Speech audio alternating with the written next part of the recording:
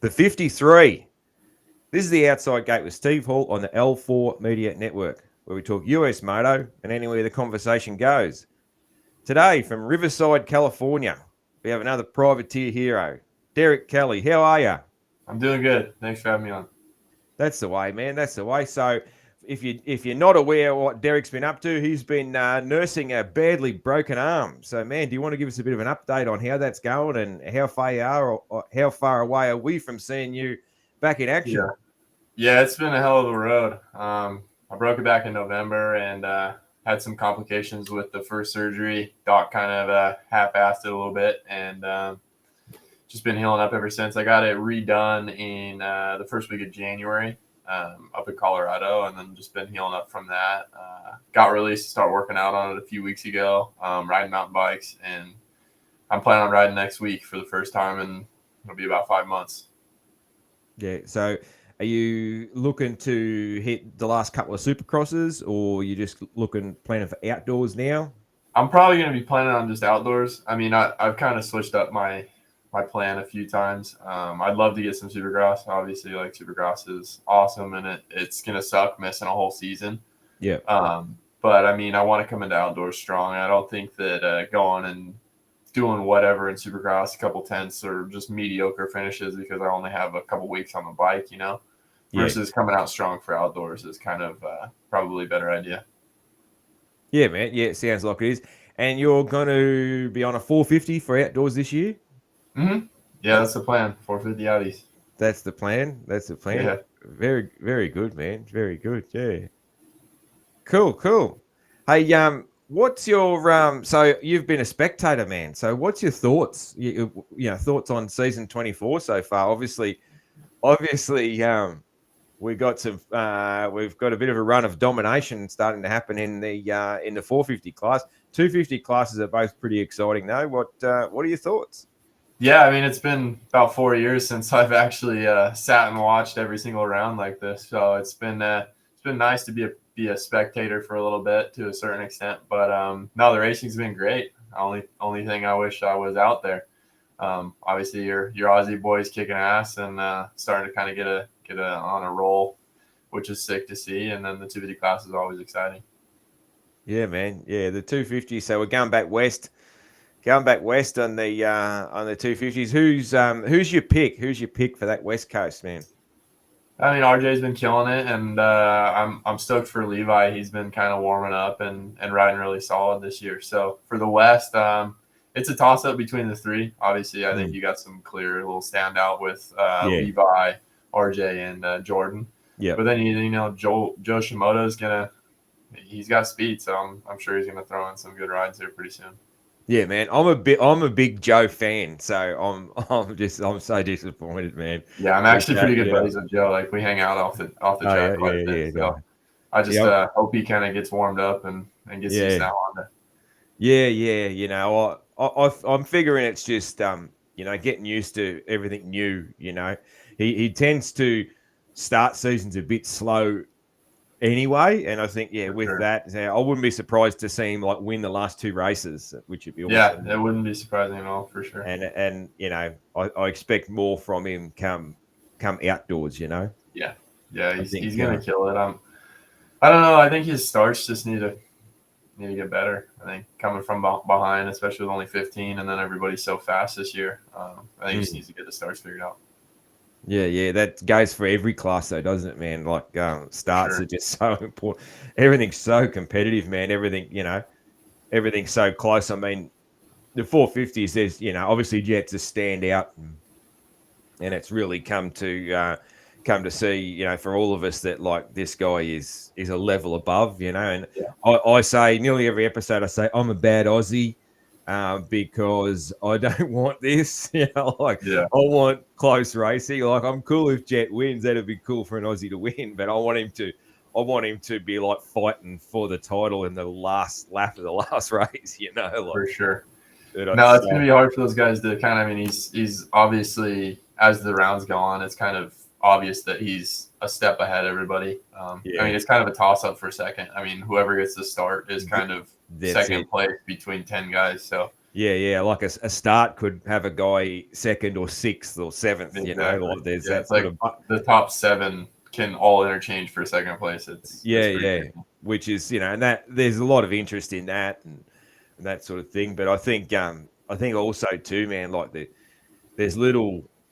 I think that all like Jet, it wouldn't matter how good they were. I think, but I think all the other contenders are just a little off where their peak has been. Like Webby and Chase on new teams. Eli coming back from injury. That sort of thing. I think they're not quite at their peak either. So yeah, but even if they were, man, like I think last week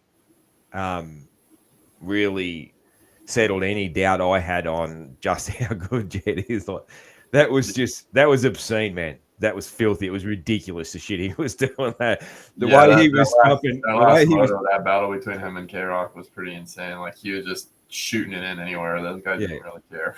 And the way Kenny, like that level of riding that Kenny was doing, would win anything any other year, anytime, easily. Like Kenny 100%. was on, man, and Jet still just, yeah, that jumping in, into the whoops, man, that was just like, Yeah, not much room for error there. no, he had like 6 inches to get it perfect, and he just lap after lap, man, and then he changed the line and still had, so just crazy, man, crazy stuff. For sure. But anyway, man, let's talk a bit about Derek Kelley. Hey, so pretty much the first question I always ask, man, is when did the bug bite, man? When did you first, jump on a motorcycle or decide you wanted one or whatever? Yeah, no, I mean it's pretty generic. I mean everybody like nearly 90% of the riders all kind of have the same story. It's like I was really young. My dad used to ride just for fun, and then getting me a bike, and it took off from there. Obviously, like I started out with just trail riding and whatnot, and then every year we kind of just tried something new. We ended up going out to the track one day, and I just fell in love with that. And obviously, my dad was stoked on it, so he was following me around all over the country, racing all the nationals. Yeah, man. So your first bike was a Pee Wee? Yeah, it was a P-Dub. P-Dub, yeah. So, I was actually just looking at old photos a couple days ago of it. The thing was pink. Oh, yeah. It's the early 90s model, yeah. Yeah. The pink ones, yeah, that's That's famously what when Stu raced 50s, he was in that era as well. He was on the pink ones, yeah. Yeah, cool, man. And what was the first track, the first race? What was the track? Yeah, so I'm from Boise, Idaho. So the local track up there was Pleasant Valley Cycle Park. So that was just a track out in the desert that we go ride, and I started out riding there, and then obviously the local races, and then regional, and then eventually went national. And I think 2006 I went to AZ Open was the first bigger race that I did. Yeah. Cool. Yeah. So I thought you were a Californian because they list you as from Riverside. But I've been in California for a long time. So I'm from Boise, but I've been in California for most of my life. I think 12 years now. Well, I guess it'd be 13 years going on. 2011, and 2011 is when I moved down here. So cool, man. Yeah. How old are you, man? I'm 25. 25. Yeah. So when you first moved, man, so you're pretty young. So I was like 11 or 12 years old. So the family moved to California. Yeah, so my dad actually moved down here for work, so the family kind of followed down here and ended up working out for racing. Yeah. And you lived sort of around Riverside since then. Yeah. Yeah. It's a good spot, man. I I don't know if you think it is, but like I stayed in Riverside a few days when I came over for A1, and it seems like a pretty good spot there, man. You're not far from a lot of things, not far from the action. No, it's very central, so you can kind of you're 30 minutes from wherever, and it seems to work out pretty good. I mean, I ended up going down south a lot for Paula and Elsinore, and then I'll head up north on 215 to hit Glen Helen, and obviously all the Supercross tracks around there.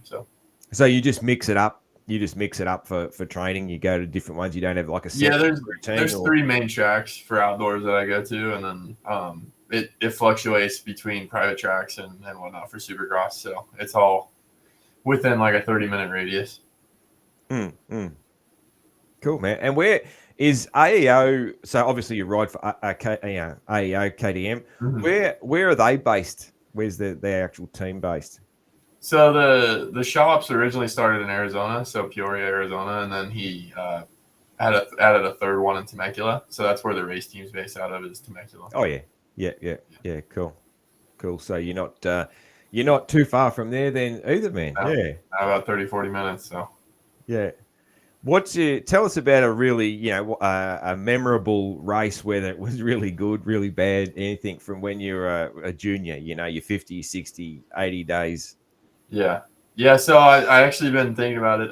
My first national was pretty atrocious. I guess it would probably be my second one now. And I don't know if you follow like Vermoto, and they post all kinds of throwbacks from like the World Mini days back at the original World Mini in Las Vegas. Yeah, I've seen a few of them. Yeah. Yeah, classic. I had a hell of a weekend there. I just every moto I was just getting my doors blown off or crashing. I got center punched one moto. It was brutal, but it's funny to think back. Like I was actually at the same race as like Tomac and Anderson and Kennard and all those guys were all at that same race. It's crazy to see how that they've grown and became what and they've done what they've done. So who was your like junior rival? Who was your biggest rival? There's always one, that was like, Yeah, it was pretty stacked. My amateur career coming up, a lot of the people that I actually raced and battled with and were winning don't even race anymore. So like I was battling with like Tristan Miller and Mark Worth and like Rookie White and those kind of kids, and they never even really turned pro. So it's kind of crazy to see how things have changed. And I was like a third, fourth place kind of guy, and now I'm racing in the pro class and battling with those guys. Like Faulkner was probably one of the top guys back then, so he actually continued to go. And then like Chase Sexton, I raced the roads against him a few times. Yeah. It's funny that, isn't it, man? Like I think maybe a lot of the kids that just, sort of give it away when they're sort of, when they're getting towards that progression to being a pro or a senior, as we would call it in Australia. They, I think when I think maybe the kids that dad just pushed them to do it, and their heart really wasn't in it themselves. Right. That's usually what I think. But it's hard to know. They just sort of decide. And also too, that's when they're when they can start driving a car and they can Yeah, it's a fine line between and like the girls come into it and that sort of thing, and it's do I want to have some fun, or do I want to train every day and go to bed early? So that's no, it's a fine line between like if your dad, like you obviously have to have that push from your parents to kind of push you for greatness, but at some point it becomes like, all right, you're wearing the kid down and whatnot. It's there's a lot of people that get burned out from it. Yeah. Because you see it a lot. We see it here and everywhere. Like where the kid's all in and dad and mum is like doing everything and really pushing it, and then when it's sort of time for them to step up and be a bit more self-motivated, they're just it's over. So yeah, I mean the dad and mom can only want it so bad for the kid if he doesn't want it. Yeah, that's right. Yeah. And the outside influences, like I said, the girls and cars, and I've seen so many young. Yeah, I mean, dirt bikes young are blokes, cool, but I mean, at some point, it's like, I mean, there's a lot of other life to be lived. Yeah, I can understand it. Like I was, I was nothing. I was racing just like club level and not very good at that. But I got a car and a girlfriend, and then the dirt bike was like parked for a couple of years. It's like, so it's always a shame to me when I see, especially kids that are really talented, and then you're just like, dude, they're talented, but they got to. No, you can't teach will to succeed or will to push yourself. You kind of just either have it or you don't. Absolutely, man. Absolutely, yeah. So, man, AEO, you've been with for what about how many years? 3, 4 years? It seems like this a while. would be my third year. So I was with them from 22 to until now. Yeah. And were your first sort of supported ride? Before that, you were just like full privateer? I was full privateer in 2019, and then JMC Motorsports was kind of my first little like they got a bike for me, and we did Supercross in 2020, and then Yeah, I switched over to the AJE. That was the gas. They were on Husky. Oh, they were Husky years. Okay, yeah. So they were based out of northern Washington, or like I guess central Washington. Yep. And they only did Supercross, so I kind of had to figure out my own deal for outdoors. I ended up throwing out with TPJ, and so I was full privateer for outdoors in 2020 and 2021. But I switched over for Supercross to AG Motorsports, which is just a Supercross West Coast regional team, and they had gas. That was on the gas. Yeah, I remember you on the gas. Yeah, yeah, cool, man. Cool. And then, so obviously you're enjoying being on AEO, man, and they seem to give a lot of people a chance, and they're one of those teams that seems like I'm not sure how long they've been around, but it seems like they've been around forever. And I was actually 22 was their first real year as a team, so I was on the original team for AEO. I love Jeremy and the whole crew over there. They really make you feel like part of the family, and it's nice being on AEO because they do the Supercross and outdoors, and it's pretty stressful as a rider to like be on a team for Supercross and then have to like try to figure everything out coming in outdoors. Man, that blows me away that was their first year. It seems, they seem so familiar to me. Obviously I watch the sport closely. They seem so familiar to me. I would have said that was like, more like 2017 than 2022. Yeah, no, he put in a hell of a run. Like he really went all in. So he didn't just start on a van and then kind of So 2021, Jeremy put together kind of a support program for Masterpool, and he did a few of the outdoors or Supercross and then a few of the outdoors. And then in 22 it was a full team. Yeah. Where it was like he had the bike and the rig and all that stuff. Yeah, cool.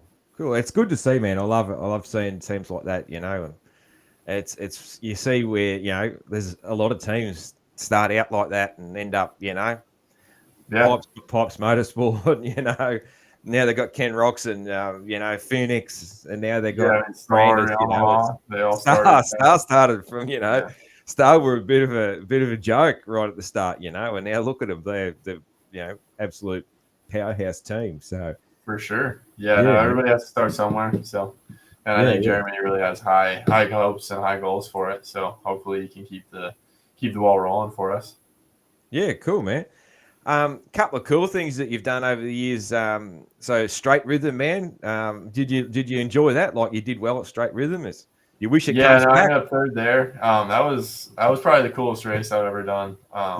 It was completely different than anything. Like when you're racing on a 40-man gate, like it's a different kind of nervous. Like, but when you're one-on-one versus just one other guy, and then you're in front of 50,000 people or however many people were there. It was like honestly the most stressed out I've ever been for a race. So you were on the 125. You would have been riding the 125 two-stroke, yeah. So you would have been in like the playoff for third. Was that the? Yeah. So I ended up I raced against Carson Brown in my third to last race or second to last race. Yeah. So me and him ended up battling for I guess it would be the transfer to the final. To get to the final, because Carson won. Yeah. Cool. Who was second then? It was my teammate at the time, Joshua Baris. He raced against Ryan Marias. Oh, yeah. Okay, yeah. Ryan and I raced in the race for third. Yeah. Cool. Yeah. Now, I reckon it's a cool event, like hopefully it comes back. Like COVID sort of fucked it, didn't it? It sort of all never came back from that. But, it's kind of a bummer they didn't do it last year, but at the end of 22 was fun. Like it was, like I said, it was the coolest race I've ever done. And I kind of wish they made the track a little more unique. It was kind of almost just a Supercross track down a straightaway. So the 125 was kind of struggling with the on-offs a bit. Yeah. 180 pounds on it. Everything it's got, Do you like riding two strokes, man?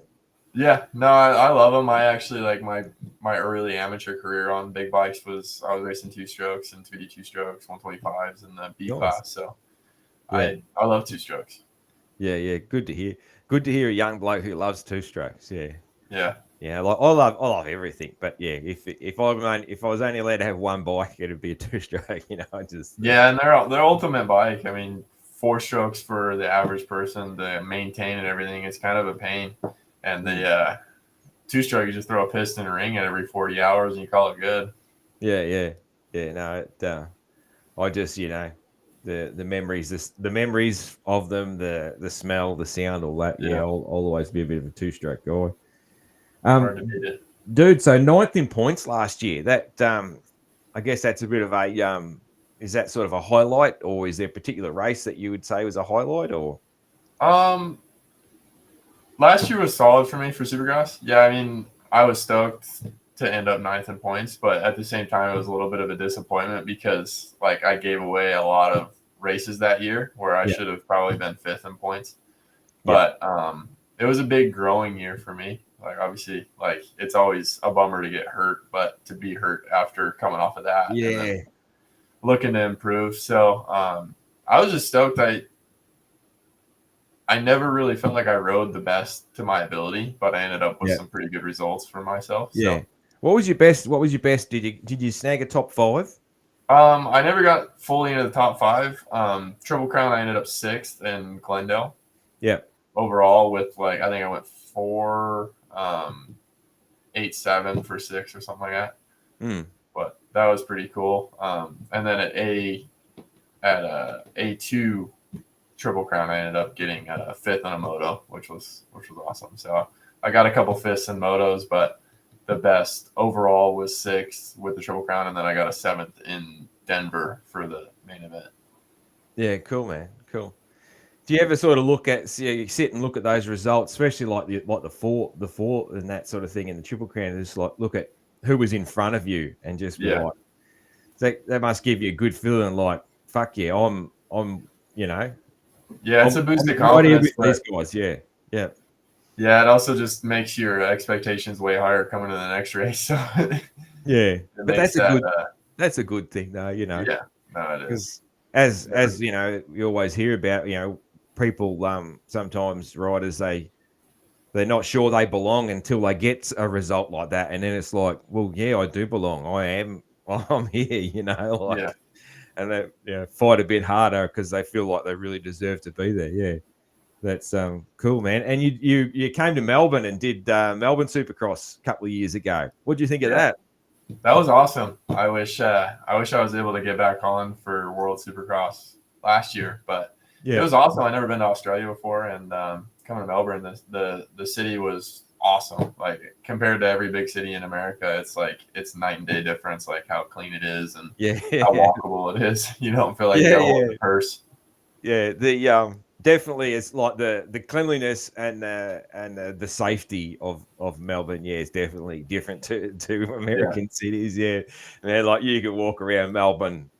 Like maybe not a girl, but a guy could just walk around Melbourne at night yeah, on his own, and you're not going to be too yeah. stressed. I never once felt like No, I no, was in a sketchy yeah, place or in danger at all. And it's almost like you feel like you're in America.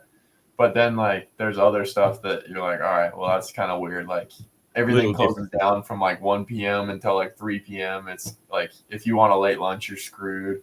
Yeah, Which that was kind of interesting to see. yeah. There's little. I find, yeah, I found America like just little differences was the biggest things that that were strange to me. Like Yeah, the just the vibe and that the countries are pretty similar in a lot of ways, but the little things that kept yeah, popping up was like, what the hell is this? Like, like I grabbed a cherry Coke by accident one time when I was looking for a Coke, yeah. because we don't have cherry Coke. I don't even know what the hell it is. Just thought it was Coke. It's That's funny. little things like that, and trying to figure out one morning in a B&B trying to figure out how to turn the shower on because the taps are different and just Yeah, little funny things like that, man. Yeah, cool, man.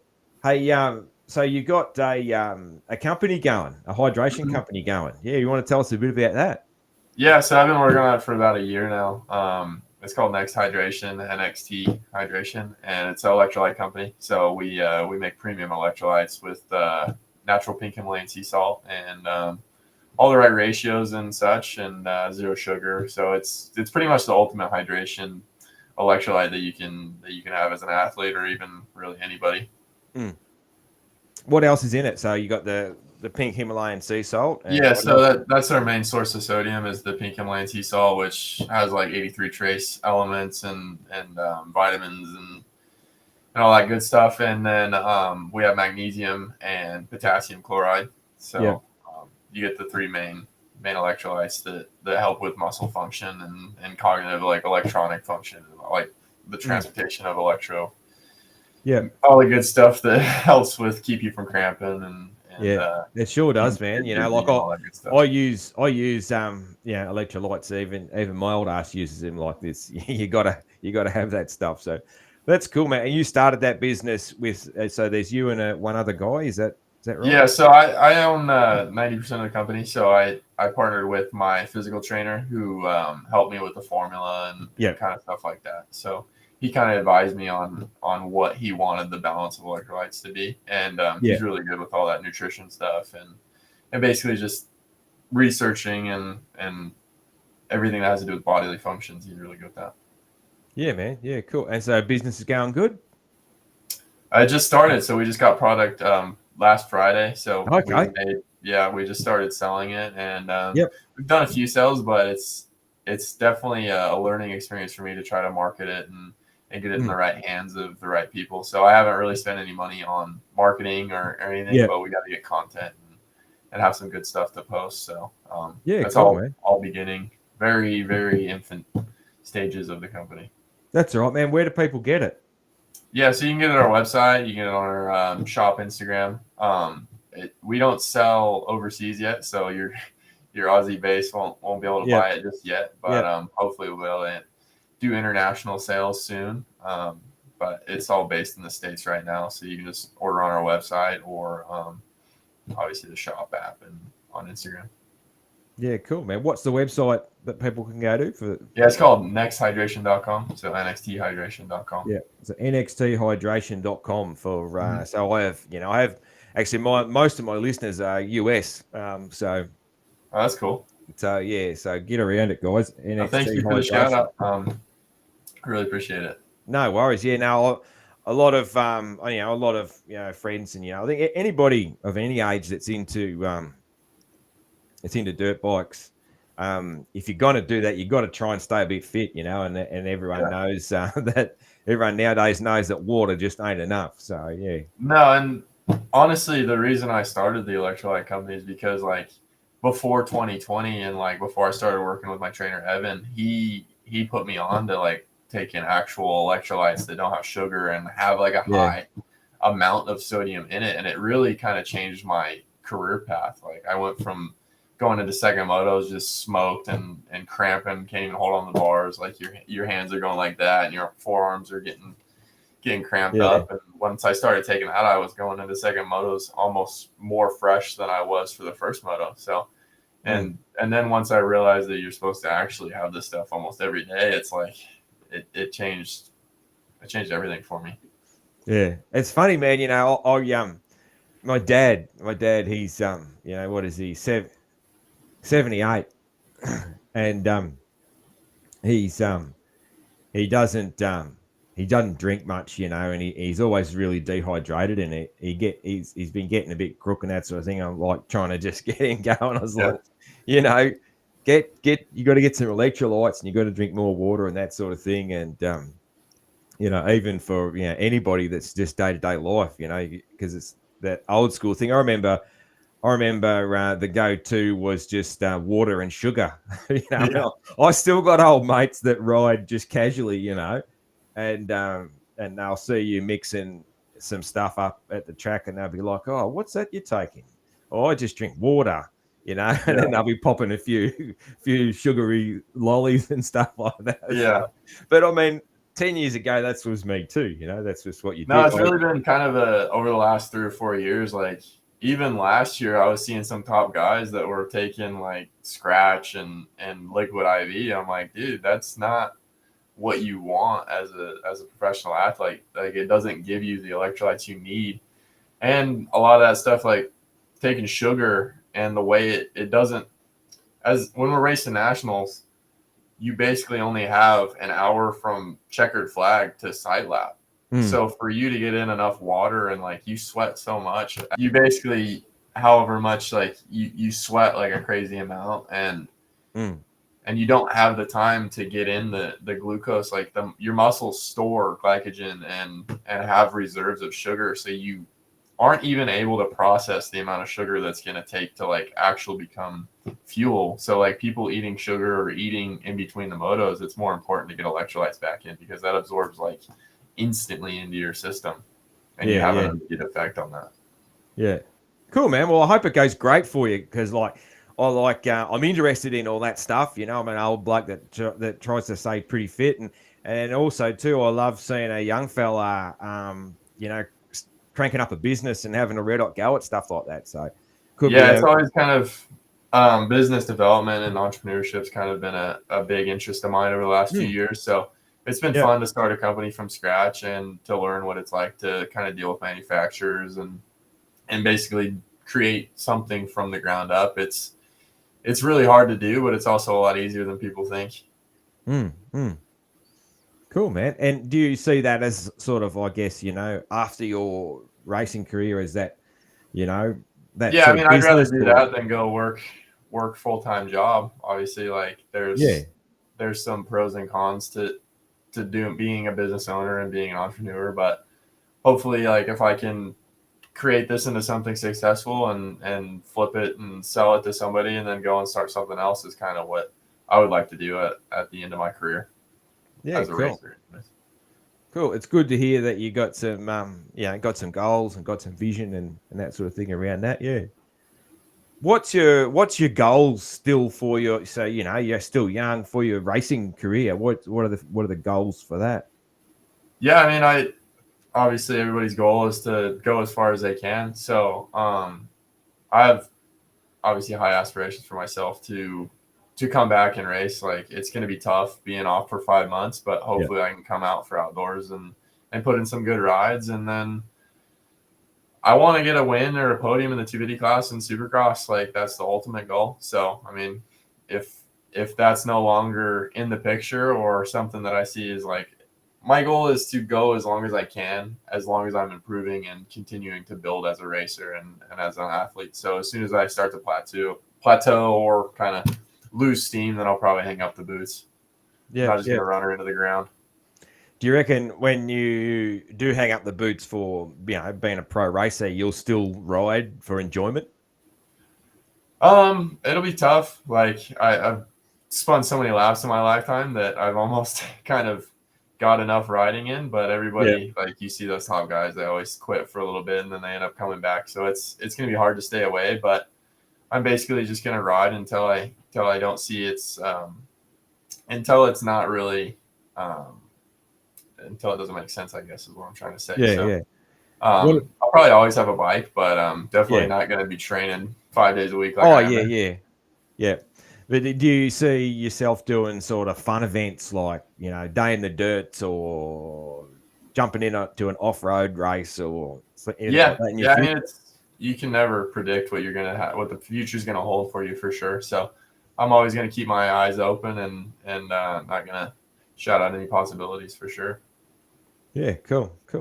That's good, man. Yeah, I like it. I always like when people keep the love and keep on riding after their career and that sort of thing. Yeah, sometimes people step away for a while and that sort of thing. But yeah. I definitely don't. I don't see myself making a comeback like Billy Laninovich at 50. But yeah, that's it. I actually got Billy coming on the show at some stage. So I actually trained with Billy back in 2016. So it's cool to see him come back and make some mains. Yeah, it's very cool. He'll be back in action this weekend, won't he? Yeah, be back back on West. Yeah, dude, Kelley Visuals, is that a relation of yours? Yeah, so that's my little brother, like my younger brother. So I I have thought two it was a brothers. brother. Yeah. Yeah, I have my middle brother who's Kelly Media, and he works for Vital. So he originally started filming for my YouTube channel Okay. back Yeah. in 2020. Yeah. So he got a camera and then kind of grew from there. Ended up working for Vital, and then I have my other little brother now that I bought him a camera, and Yeah. he helps with my YouTube channel now.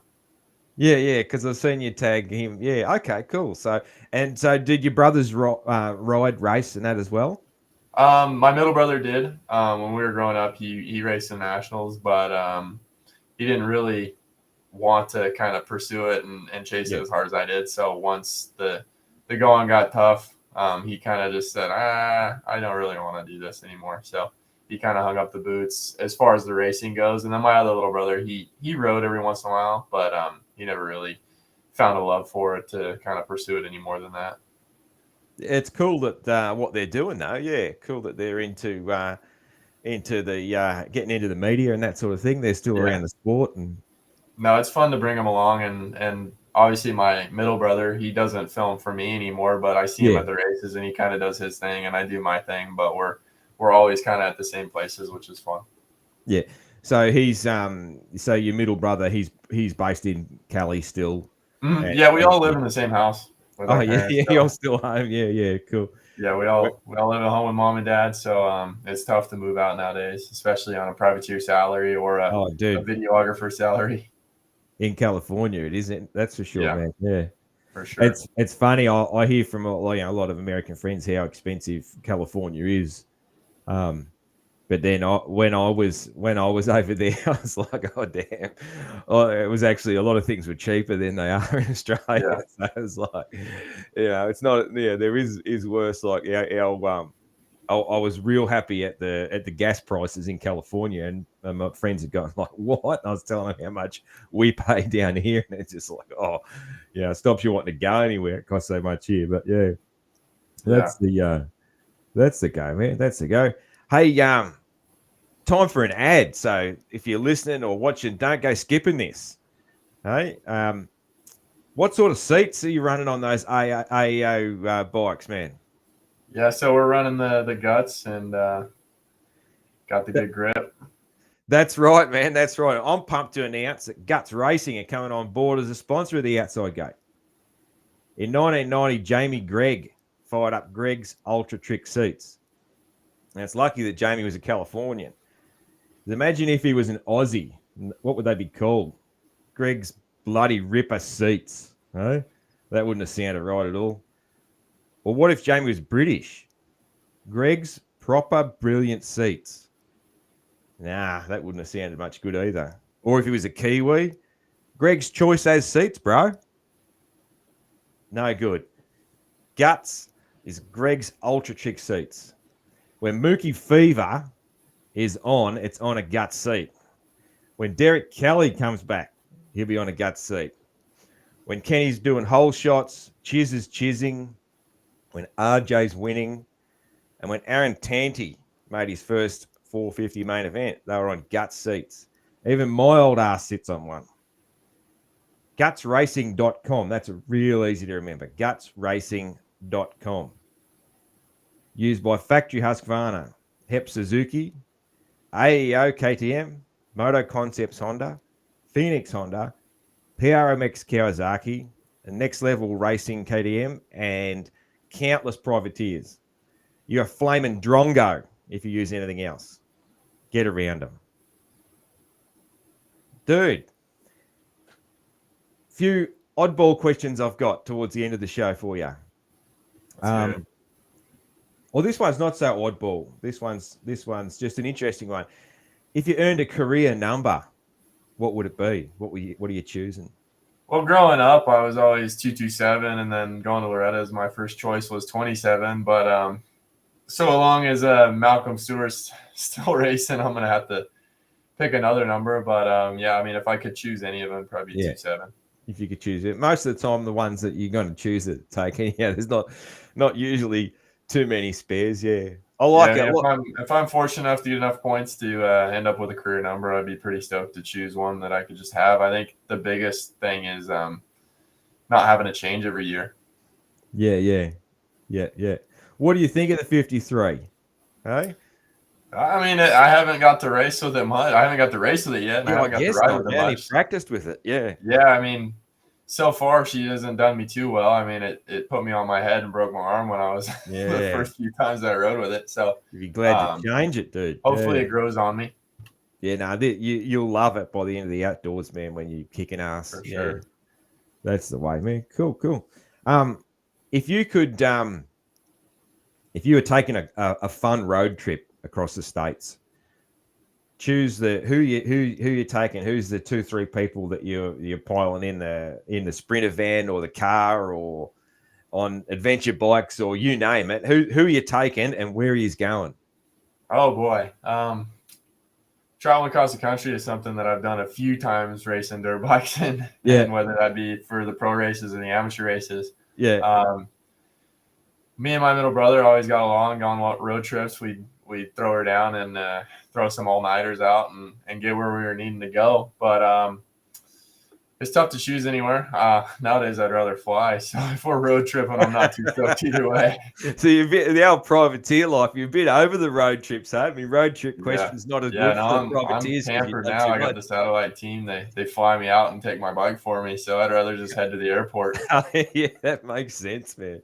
That makes sense, man. What about music, man? Are you listening to music before a start and that sort of thing, or I'm race not too day? big on like bringing headphones to the line or anything, but I'm all about music and I listen to everything and anything pretty much. Yeah, yeah. I noticed probably your latest, or I think you just posted today a video, and you had some Alice in Chains rocking there, man. Yeah, So I yeah, was man in the real, box, I Alice in was Chains, all real, that. I was real pleased with that because I'm a big Alice in Chains fan, man. That's like right in my wheelhouse. So yeah, Yeah, I love '90s rock and grunge and all that good stuff. I love punk rock, um, yeah, yeah, metal, all that good stuff. yeah. The '90s were good, man. The '90s were good. I was your age or younger than you in them, so I can definitely vouch for that. And I still, all that stuff's still my favorite stuff, man. So yeah, I never I really grew left up the on that '90s. stuff. Yeah, never really left it. Was like your dad's probably about that age, yeah. Yeah, yeah. My dad just turned 50 this year, so Yeah, yeah. he So he's a couple of years he was older all than me, about but yeah, the Metallica and right the into it. Nirvana, Alice in Chains. Yeah, yeah. Yeah, Yeah, very good, man. He's brought you up well then. Yeah, I know. My daughter, she loves all that stuff too. And it's one of them things where I can say, yes, that's some good parenting that I've done there. So yeah, yeah, very good, man. And on music, man. So you got a varied taste. So this could be a tricky question, but if you had to choose one album for the rest of your life, what are you choosing? oh boy. See, like that's the thing. I like to mix it up, so it's gonna be hard to choose one album for the rest of my life. Oh, it'd have to be a big one, I guess.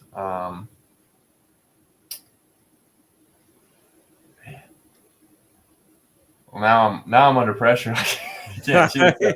That's no stress. Probably be a Pearl Jam album. I think. Yeah, yeah, cool. Which Yeah. one?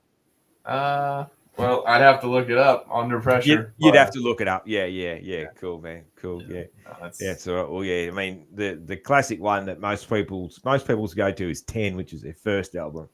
yeah, I like my favorite Pearl Jam one. Like 10 was amazing, but I always say that the next one, which was called Versus, I always say it's 11 because it was just a bit better again. So yeah, yeah, I never really got loved much of their sort of more modern stuff, but they're one of them bands. They really sort of yeah. changed, but their first two albums, man. I mean, she's fuck. They changed my life, So Yeah. yeah, cool, man. Cool. What other interests, man? What else are you into? Um, I love all kinds of sports. Obviously, I play a lot of golf, and Yep. recently, the last couple of years, or I guess be a little over a year now, I started playing pickleball and tennis. So Yeah. that's a new one for me. So I've been playing a lot of pickleball with my brother and Yeah. getting into That's that. gotten So big that's over fun. there, hasn't it? It's a big thing. I've had mates, some of my American mates say they were playing Yeah. pickleball, and I think someone that was on here recently, I reckon it was um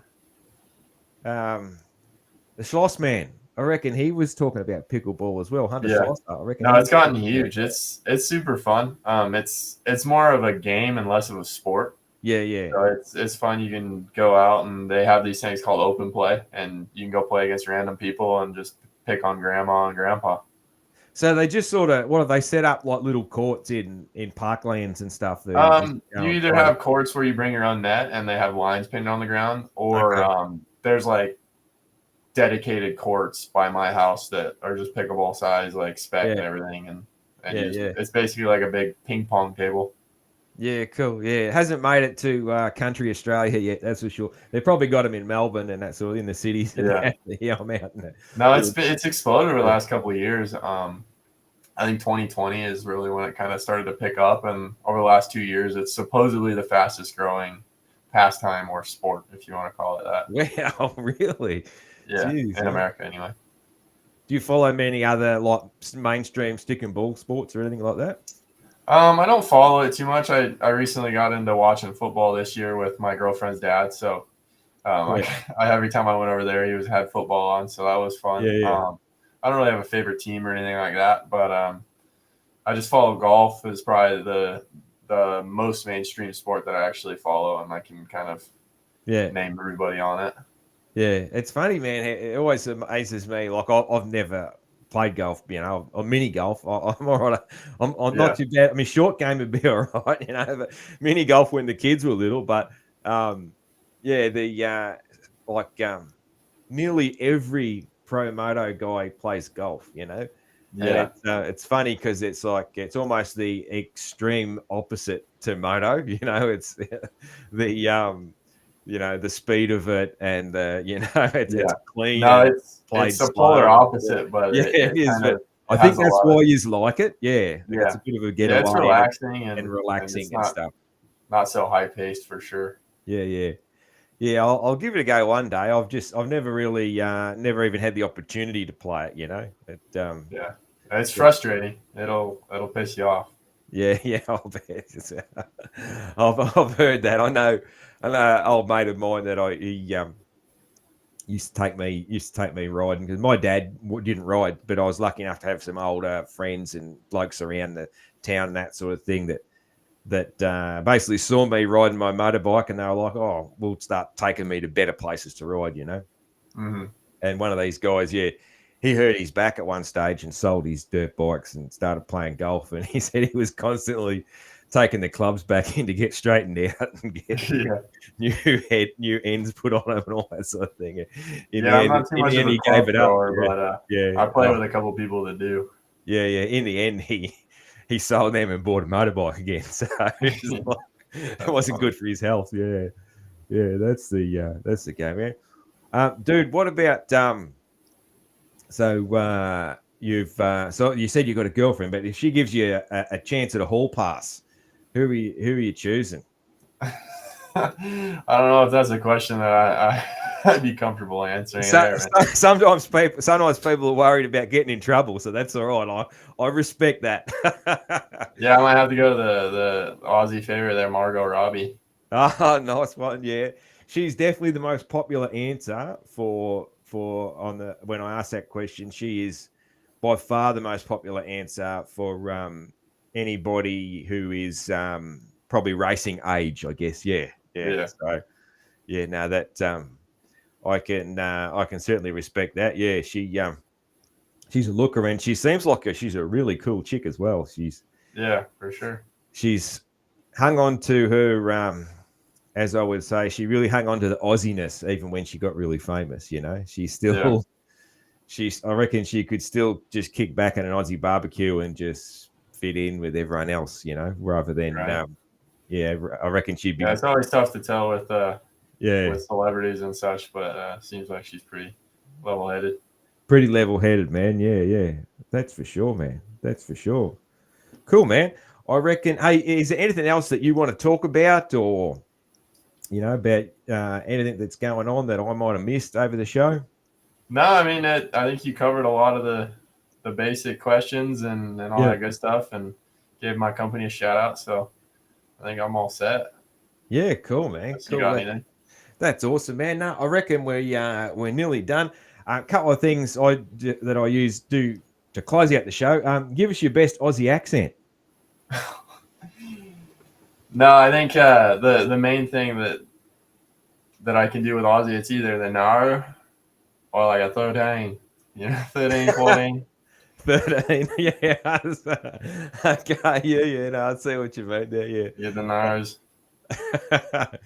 No, cool, man. Cool. That's the go. Yeah, I always do that. It's funny. Yeah, some people every now and again you get someone that's like really bad. Yours is in the middle somewhere, and then sometimes you get someone that is surprisingly good. So yeah, that's very cool. Well, man, good luck for the rest of the season. Whether you do catch a soupy or you're back into the outdoors, I'll definitely be cheering for you. Would love to have you back on the back on the show, after that season or something, just to catch up on how you've been going. I always like to catch back up. And so thanks very much for your time, dude. To close out the show, I sing a bit of Kenny Rogers. You're probably way too young to know the words, but I always say to people, if anybody knows the words, they're more than welcome to jump on in. But yeah, most people don't, so there's no pressure. So I handed him my bottle, and he drank down my last swallow. Then he bummed a cigarette and asked me for a light. And the night got deathly quiet, and his face lost all expression. Said, if you're going to play the game, boy, you got to learn to play it right. You got to know when to hold 'em, know when to fold 'em, know when to walk away, know when to run. You never count your money. When you're sitting at the table, there'll be time enough for counting when the dealing's done. Nice one, man. I love it when someone joins you. Thank you very much. And good luck with the rest of the season. Hey, thanks for having me. Hope cheers, come man. On soon. Thank you. Thank you.